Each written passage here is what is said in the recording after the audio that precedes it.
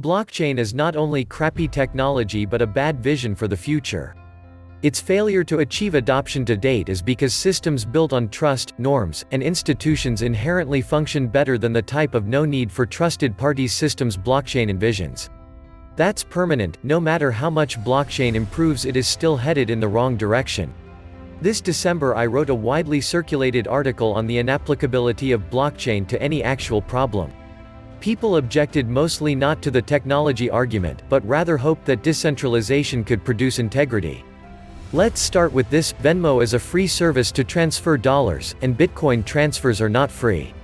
Yet after I wrote an article last December saying Bitcoin had no use, someone responded that Venmo and PayPal are raking in consumers' money and people should switch to Bitcoin. What a surreal contrast between blockchain's non-usefulness, non-adoption and the conviction of its believers. It's so entirely evident that this person didn't become a Bitcoin enthusiast because they were looking for a convenient, free way to transfer money from one person to another and discovered Bitcoin. In fact, I would assert that there is no single person in existence who had a problem they wanted to solve, discovered that an available blockchain solution was the best way to solve it, and therefore became a blockchain enthusiast. There is no single person in existence who had a problem they wanted to solve, discovered that an available blockchain solution was the best way to solve it, and therefore became a blockchain enthusiast. The number of retailers accepting cryptocurrency as a form of payment is declining, and its biggest corporate boosters like IBM, Nasdaq, Fidelity, Swift and Walmart have gone long on press but short on actual rollout. Even the most prominent blockchain company, Ripple, doesn't use blockchain in its product. You read that right, the company Ripple decided the best way to move money across international borders was to not use ripples. A blockchain is a literal technology, not a metaphor. Why all the enthusiasm for something so useless in practice? People have made a number of implausible claims about the future of blockchain, like that you should use it for AI in place of the type of behavior tracking that Google and Facebook do, for example. This is based on a misunderstanding of what a blockchain is. A blockchain isn't an ethereal thing out there in the universe that you can put things into. It's a specific data structure, a linear transaction log, typically replicated by computers whose owners, called miners, are rewarded for logging new transactions. There are two things that are cool about this particular data structure. One is that a change in any block invalidates every block after it, which means that you can't tamper with historical transactions. The second is that you only get rewarded if you're working on the same chain as everyone else, so each participant has an incentive to go with the consensus. The end result is a shared definitive historical record. And, what's more, because consensus is formed by each person acting in their own interest, adding a false transaction or working from a different history just means you're not getting paid and everyone else is. Following the rules is mathematically enforced. No government or police force need come in and tell you the transaction you've logged is false, or extort bribes or bully the participants. It's a powerful idea. So in summary, here's what blockchain the technology is. Let's create a very long sequence of small files, each one containing a hash of the previous file, some new data, and the answer to a difficult math problem, and divide up some money every hour among anyone willing to certify and store those files for us on their computers. Now, here's what blockchain the metaphor is. What if everyone keeps their records in a tamper-proof repository not owned by anyone? An illustration of the difference: in 2006, Walmart launched a system to track its bananas and mangoes from field to store. In 2009 they abandoned it because of logistical problems getting everyone to enter the data, and in 2017 they relaunched it, to much fanfare, on blockchain. If someone comes to you with the mango pickers don't like doing data entry, I know, let's create a very long sequence of small files, each one containing a hash of the previous file, is a nonsense answer, but what if everyone keeps their records in a tamper-proof repository not owned by anyone? At least addresses the right question. Blockchain-based trustworthiness falls apart in practice. People treat blockchain as a futuristic integrity wand. Wave a blockchain at the problem, and suddenly your data will be valid. For almost anything people want to be valid, blockchain has been proposed as a solution.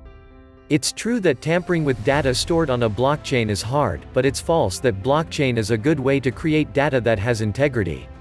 It's true that tampering with data stored on a blockchain is hard, but it's false that blockchain is a good way to create data that has integrity.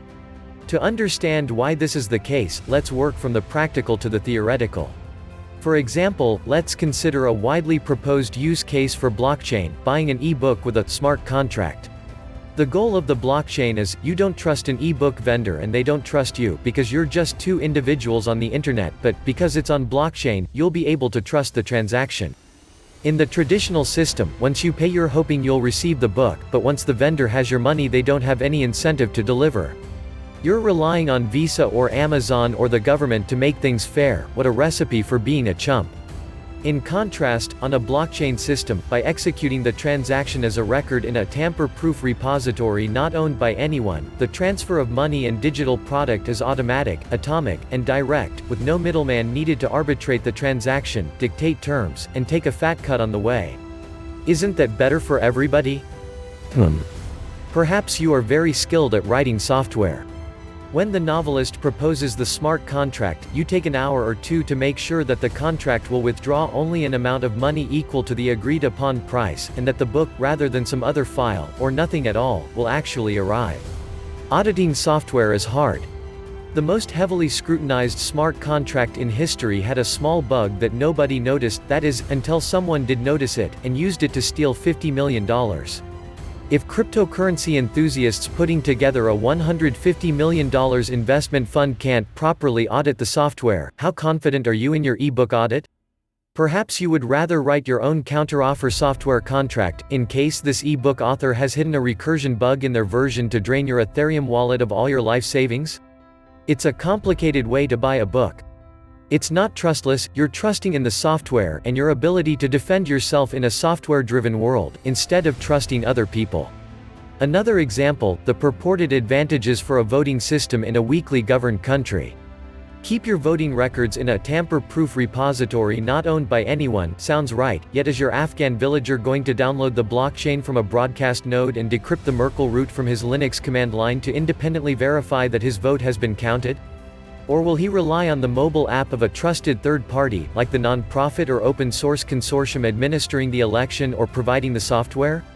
These sound like stupid examples, novelists and villagers hiring e-bodyguard hackers to protect them from malicious customers and non-profits whose clever smart contracts might steal their money and votes? Until you realize that's actually the point. Instead of relying on trust or regulation, in the blockchain world, individuals are on purpose responsible for their own security precautions. And if the software they use is malicious or buggy, they should have read the software more carefully. The entire worldview underlying blockchain is wrong. You actually see it over and over again. Blockchain systems are supposed to be more trustworthy, but in fact they are the least trustworthy systems in the world. Today, in less than a decade, 3 successive top Bitcoin exchanges have been hacked, another is accused of insider trading, the demonstration project DAO smart contract got drained, crypto price swings are 10 times those of the world's most mismanaged currencies, and Bitcoin, the killer app of crypto transparency, is almost certainly artificially propped up by fake transactions involving billions of literally imaginary dollars. Blockchain systems do not magically make the data in them accurate or the people entering the data trustworthy, they merely enable you to audit whether it has been tampered with. A person who sprayed pesticides on a mango can still enter onto a blockchain system that the mangoes were organic.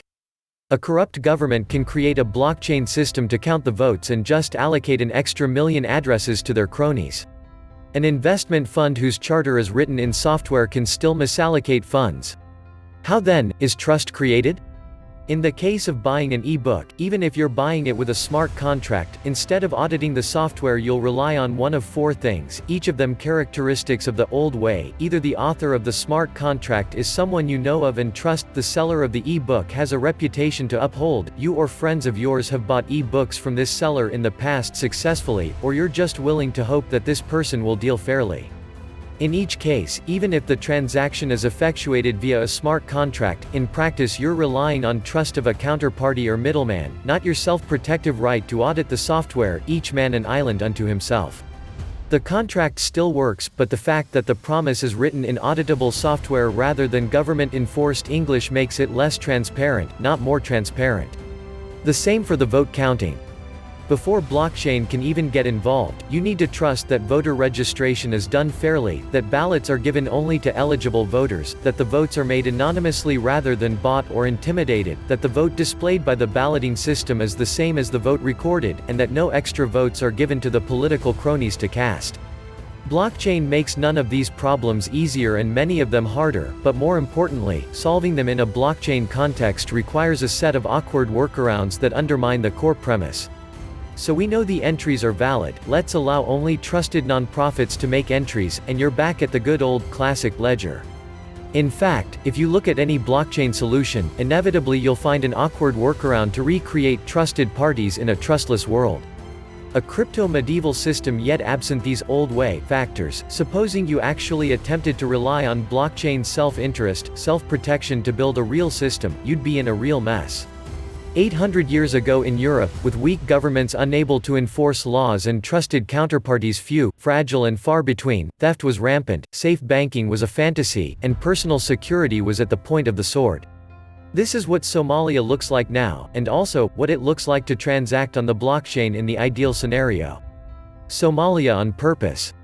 That's the vision. Nobody wants it. Even the most die-hard crypto enthusiasts prefer in practice to rely on trust rather than their own crypto-medieval systems.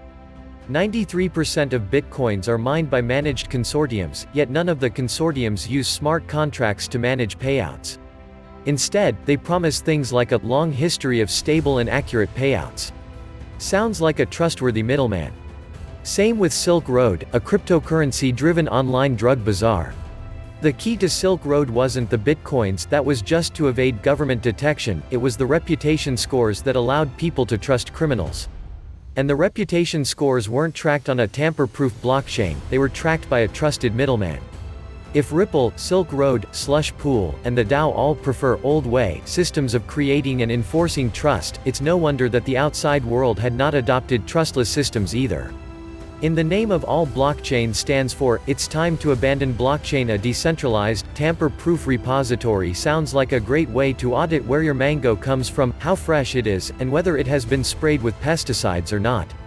But actually, laws on food labeling, non-profit or government inspectors, an independent, trusted free press, empowered workers who trust whistleblower protections, credible grocery stores, your local non-profit farmers market, and so on, do a way better job. People who actually care about food safety do not adopt blockchain because trusted is better than trustless. Blockchain's technology mess exposes its metaphor mess, a software engineer pointing out that storing the data as sequence of small hashed files won't get the mango pickers to accurately report whether they sprayed pesticides, is also pointing out why peer-to-peer interaction with no regulations, norms, middlemen, or trusted parties is actually a bad way to empower people. Like the farmer's market or the organic labeling standard, so many real ideas are hiding in plain sight.